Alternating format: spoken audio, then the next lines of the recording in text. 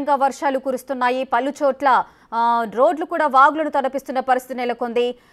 వర్షానికి కురిసిన వాటర్ అంతా కూడా రోడ్లపైనే నిలిచిపోవడము, అదేవిధంగా మ్యాన్ హోల్స్ ఓపెన్ కాకపోవడం, ఇటువంటి పరిస్థితులు కూడా తలెత్తుతున్నాయి. అసలు ఏం జరుగుతోంది, జీహెచ్ఎంసీ అధికారులు ఎటువంటి చర్యలు చేపడుతున్నారు, దీనికి సంబంధించిన అప్డేట్స్ మనం కనుక్కుందాం. అదేవిధంగా ప్రకాష్ రెడ్డి గారు, జీహెచ్ఎంసీ ఈవీడీఎం డైరెక్టర్ గారు మనతో పాటు ఫోన్ లైన్ లో సిద్ధంగా ఉన్నారు. వారితో మాట్లాడదాం.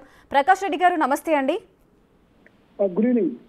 ప్రకాష్ రెడ్డి గారు, అసలే వర్షాకాలం అయితే స్టార్ట్ అయిపోయింది. ఇప్పుడు కురిసిన గంట పాటు వర్షానికి కూడా రోడ్లన్నీ కూడా వాగులను తలపిస్తున్న పరిస్థితి నెలకొంటుంది. అధికారులు అసలు ఎటువంటి చర్యలు తీసుకుంటున్నారు మీరు?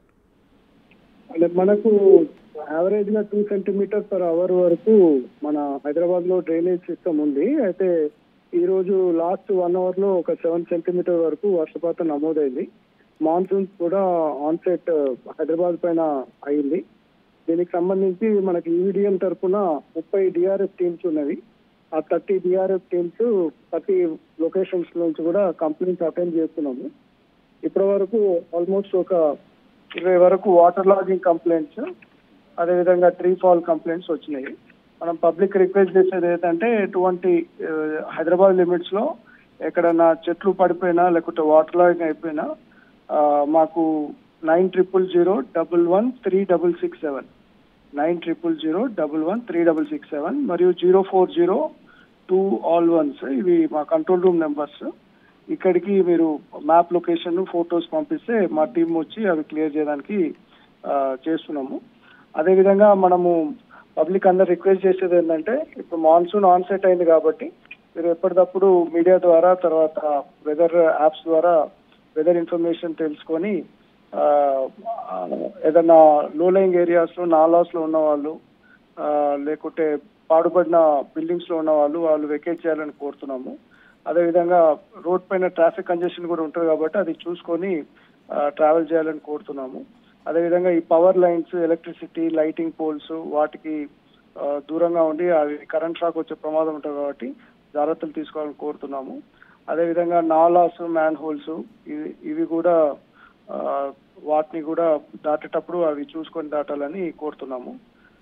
సో పబ్లిక్ ని మనం కోరేది ఏంటంటే, వాళ్ళు ఎప్పటికప్పుడు మీడియా ద్వారా, యాప్స్ ద్వారా వచ్చే ఇన్ఫర్మేషన్ చూసుకొని దాన్ని బట్టి వాళ్ళ ట్రావెల్ ప్లాన్స్ చేసుకోవాలని కోరుతున్నాం.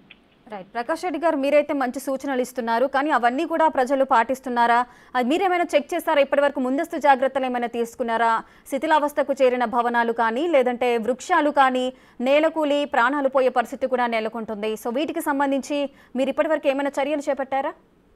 అంటే మనం ఇప్పుడు లాస్ట్ 1 మంత్ నుంచి కూడా ఆడిట్ చేస్తున్నాము. ఏవేవి చెట్లు ఓల్డ్ చెట్లు ఉన్నాయి, లేకపోతే రూట్స్ డ్యామేజ్ అయి ఉన్నాయి, అవన్నీ కూడా తొలగించడం జరిగింది యూబీడీ ద్వారా. అదేవిధంగా నాలాస్ సంబంధించి కూడా ఎక్కడెక్కడ మ్యాన్ హోల్స్ ఓపెన్ ఉన్నాయి, లేకపోతే నాలా డీసిల్టింగ్ ఎక్కడ జరగలేదు, అది ఎప్పటికప్పుడు ఇన్ఫర్మేషన్ అందించి జీహెచ్ఎంసీ ద్వారా అన్ని చోట్ల కూడా తీస్తున్నాము.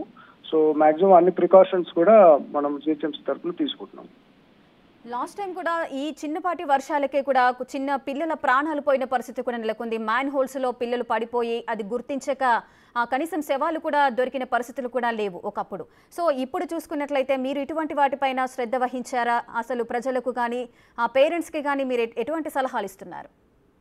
అంటే మనం ముఖ్యంగా మనకు అలాంగ్ ద మూసీ రివర్ నాలా ఉంది. ఆ నాలాలో చాలా మంది ఇల్లులు కట్టుకుని ఉన్నారు కాబట్టి వాళ్ళకి మనం సూచించేది ఏంటంటే, ఇటువంటి వర్షాకాలంలో డిలాపిడేటెడ్ స్ట్రక్చర్స్, ఓల్డ్ బిల్డింగ్స్ ఉన్నట్టయితే ఆల్రెడీ మనం నోటీసెస్ ఇచ్చినాము. బట్ ఈవెన్ ఐడెంటిఫై చేయని బిల్డింగ్స్ అయినా కూడా వాళ్ళు వెకేట్ చేసి హయ్యర్ ప్లేసెస్ లో వాళ్ళు ఉండాలని కోరుతున్నాము. అదేవిధంగా ఈ మ్యాన్ హోల్స్ అన్ని కూడా జనరల్ క్లోజ్ చేస్తున్నాము.